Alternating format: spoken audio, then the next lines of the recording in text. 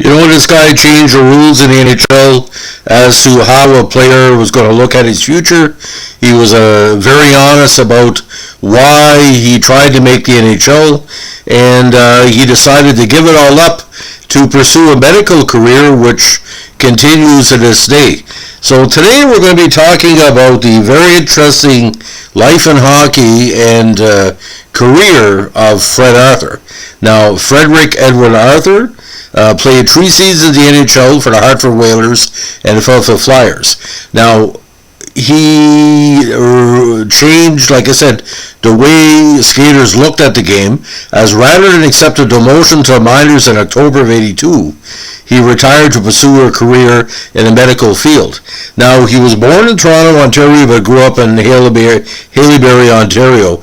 And when he decided to make the shift, there was a lot of controversy because a lot of people felt he could still be a consistent defenseman in the NHL. A demotion, if anything, is to, refine or clean up any, style that doesn't apply to the NHL. But you couldn't teach his size, 6'5", 210 pounds. Now, he first came to major prominence with the great Cornwall Royals of the Quebec Major Junior Hockey League. Now, Haileybury, he got his big recognition in the AAA minor side, before moving on to the Q. Now, over 3 seasons, he was one of the most consistent defenders in the QMJHL. His last season, he had 75 points in 67 games, including 5 goals. Now, again, born March 6, 1961, he won a Memorial Cup at Cornwall in 1980. He was an All-Star first team that year and made it to the Q's All-Star game.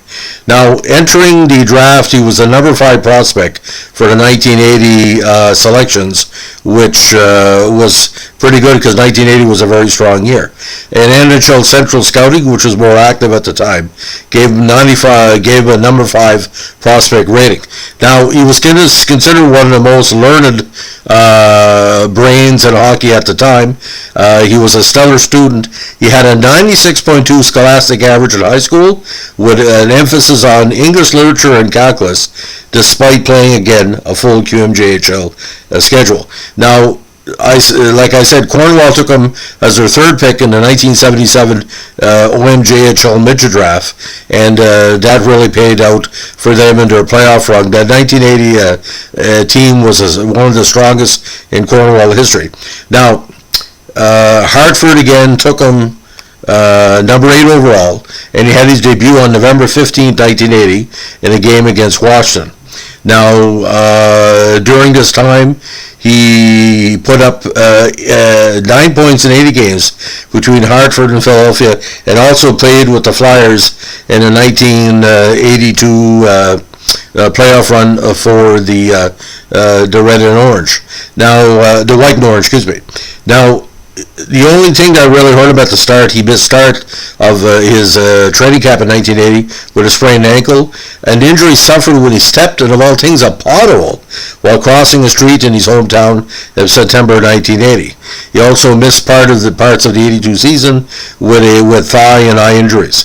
Now, when he made the true career choice at the age of 21 to attend medical school on October 20th, 1982, or the 82-83 training camp, Philadelphia had demoted Arthur or designed him for a reassignment to his AHL affiliate in Maine, and given the choice between playing in the minors and pursuing his education, Arthur picked school.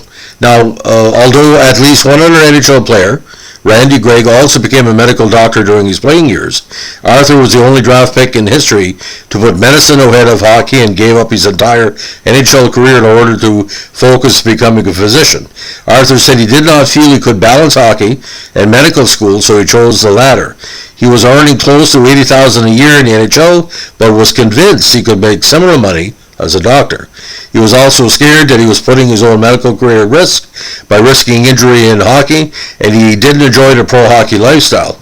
He also said in published reports he didn't really enjoy major junior hockey either, but had endured it because it was the best route to the NHL. Now, because Arthur retired from hockey, with time remaining on the original contract he signed with Hartford, the NHL ruled that the Whalers owed Philadelphia compensation. because he had traded Arthur to the Flyers the previous year under terms of his contract. As a result, Philadelphia received Hartford's 1984 third-round pick, which of course turned into future coach John Stevens.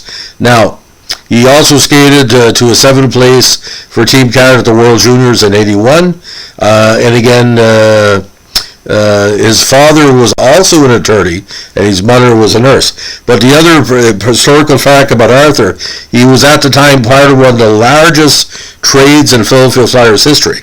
Now, Hartford had traded Arthur Ray Allison, a 1982 first-round pick Ron Sutter, and a 1982 third-round pick Miroslav Dvorak to the Flyers in exchange for Rick McLeish, Blake Wellesley, Don Gillen, a 1982 first-round pick ended up being Paul Lawless, a 1982 second-round pick ended up being Mark Patterson, and a 1982 third-round pick Kevin Dineen on July 3rd, 1981.